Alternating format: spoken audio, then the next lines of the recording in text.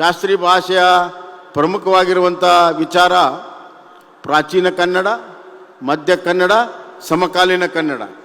ಈ ಮೂರುಗಳ ಸಂಶೋಧನೆ ಆಗಬೇಕು. ಹಾವೇರಿಯಲ್ಲಿ ಜರುಗಿದ 86ನೇ ಅಖಿಲ ಭಾರತ ಕನ್ನಡ ಸಾಹಿತ್ಯ ಸಮ್ಮೇಳನದಲ್ಲಿ ಶಾಸ್ತ್ರೀಯ ಭಾಷೆಯ ಸ್ಥಾನಮಾನದಲ್ಲಿ ಸರ್ಕಾರ ಕೈಗೊಂಡ ಕ್ರಮಗಳ ಬಗ್ಗೆ ಮಾತನಾಡಿದ ಮುಖ್ಯಮಂತ್ರಿ ಬಸವರಾಜ ಬೊಮ್ಮಾಯಿ ಅವರು, ಈ ಸಮ್ಮೇಳನದ ಆರಂಭದ ದಿನದಂದೇ ಸಮ್ಮೇಳನದ ನಿರ್ಣಯವನ್ನು ನಾವು ಪಾಲಿಸುವುದಾಗಿ ಹೇಳಿದ್ದೆ. ಸಮ್ಮೇಳನ ಅಧ್ಯಕ್ಷರು ಶಾಸ್ತ್ರೀಯ ಭಾಷೆಯ ಸ್ಥಾನಮಾನದಲ್ಲಿ ಸರ್ಕಾರ ಕೈಗೊಂಡ ಕ್ರಮಗಳ ಬಗ್ಗೆ ಹೇಳಿದ್ದಾರೆ. ಶೀಘ್ರದಲ್ಲಿಯೇ ಶಾಸ್ತ್ರೀಯ ಭಾಷೆಯ ಅಧ್ಯಯನ ಕೇಂದ್ರ ಸ್ಥಾಪಿಸಿ ಕನ್ನಡದ ಹಿರಿಯ ಸಾಹಿತಿಗಳ ಮಾರ್ಗದರ್ಶನದಡಿ ಸಂಶೋಧನೆ ಕಾರ್ಯ ನಡೆಸಲಾಗುವುದು ಎಂದರು. 2008ರಲ್ಲಿ ಶಾಸ್ತ್ರೀಯ ಭಾಷೆ ಬಂದರೂ ಕೂಡ ಶಾಸ್ತ್ರೀಯ ಭಾಷೆಯ ಪ್ರಮುಖವಾಗಿರುವಂತಹ ವಿಚಾರ ಸಮಕಾಲೀನ ಕನ್ನಡ, ಮಧ್ಯ ಕನ್ನಡ, ಪ್ರಾಚೀನ ಕನ್ನಡ ಈ ಮೂರರ ಸಂಶೋಧನೆ ದೊಡ್ಡ ಪ್ರಮಾಣದಲ್ಲಿ ಆಗಬೇಕು ಎಂದರು. ಇದಕ್ಕಾಗಿ ಕೇಂದ್ರ ಸರ್ಕಾರ 13 ಕೋಟಿ 30 ಲಕ್ಷ ರೂಪಾಯಿ ಬಿಡುಗಡೆ ಮಾಡಿದೆ ಹಾಗೂ ಇದಕ್ಕೆ ಒಂದು ಸ್ಥಿರವಾದ ಕಟ್ಟಡ ನಿರ್ಮಾಣವಾಗಬೇಕಾಗಿದೆ ಎಂದರು. ಇನ್ನೊಂದು ಮಾತು ಅವರು ಶಾಸ್ತ್ರೀಯ ಭಾಷೆ ಬಗ್ಗೆ ಹೇಳಿದ್ರು.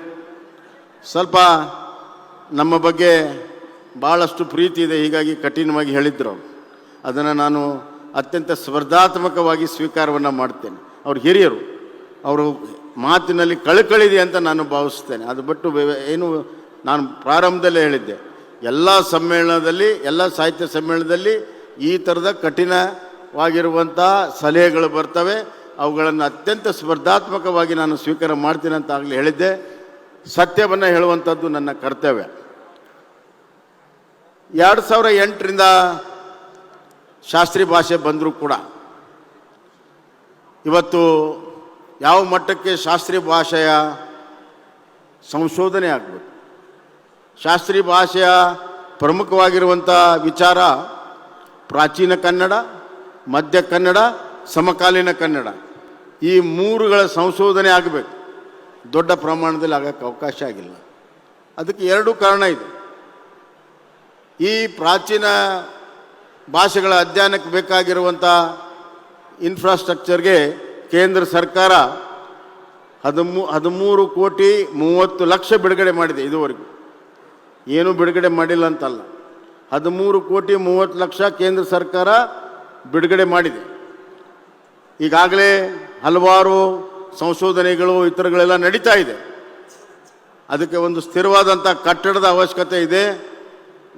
ನಾನು ಮುಖ್ಯಮಂತ್ರಿಗಳಾದ ಮೇಲೆ ಮೈಸೂರು ಯೂನಿವರ್ಸಿಟಿಯ ಒಂದು ದೊಡ್ಡ ಕಟ್ಟಡವನ್ನು ಈಗಾಗಲೇ ನಮಗೆ ಕೊಟ್ಟಿದ್ದಾರೆ, MOU ಆಗಿದೆ. ಅದಕ್ಕೆ ಹೊಸತನವನ್ನು ತರೋದಕ್ಕೆ, ನವೀಕರಣ ಮಾಡೋದಕ್ಕೆ ಈಗಾಗಲೇ ಹಣವನ್ನು ಬಿಡುಗಡೆ ಮಾಡಿದ್ದೇನೆ. ಅದು ಆದ ತಕ್ಷಣವೇ ಅದೊಂದು ಕೇಂದ್ರ ಆಗ್ತದೆ. ಆ ಕೇಂದ್ರದ ಮುಖಾಂತರ ದೊಡ್ಡ ಪ್ರಮಾಣದ ಸಂಶೋಧನೆಗಳು, PhDಗಳು ಮತ್ತು ಬೇರೆ ಬೇರೆಯ ಜಿಲ್ಲೆಗಳಲ್ಲಿ ಗ್ರಂಥಾಲಯಗಳು ಮತ್ತು ಚರ್ಚೆ ಇವೆಲ್ಲವೂ ಕೂಡ ನಡಿಬೇಕು ಶಾಸ್ತ್ರೀಯ ಭಾಷೆಯ ಅಧ್ಯಯನದಲ್ಲಿ. ಅದನ್ನು ನಮ್ಮ ಸರ್ಕಾರ ಮಾಡಲು ಸಿದ್ಧಿದೆ.